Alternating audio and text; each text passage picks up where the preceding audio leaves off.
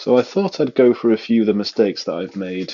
I've made quite a few, not including melting my my wire. Unfortunately, this heat thing, it's not made for this, so this could easily be pulled out.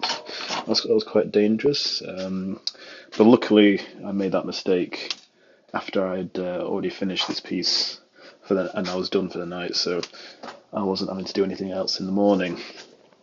I will say though that I should have been using these a little bit earlier on. These are fantastic for keeping things in place.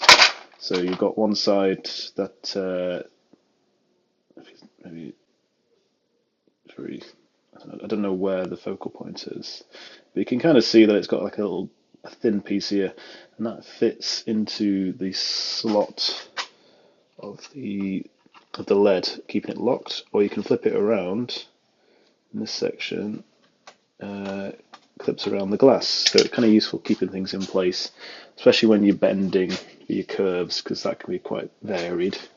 But yeah, so to summarise,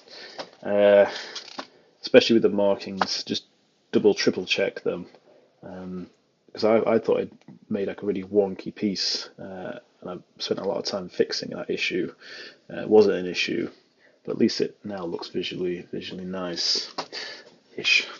Another one of my problems is that I think where these sort of lead they attach, I left quite a large gap, and that basically meant that the amount of solder that I needed to fill that gap and create a solid weld was quite a lot. So I've burnt through quite a lot of solder, more than I probably need to.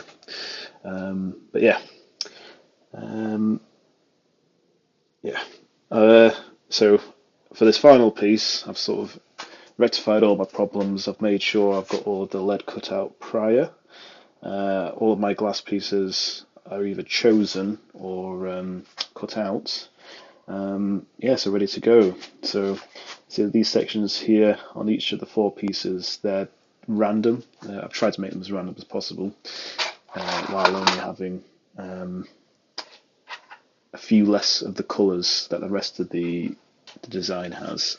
Unfortunately, I had a few breakages, and also the pieces that I was restoring this all from was missing like whole panes, so there's a lot of glass missing. But yeah, I'll continue on in the next short.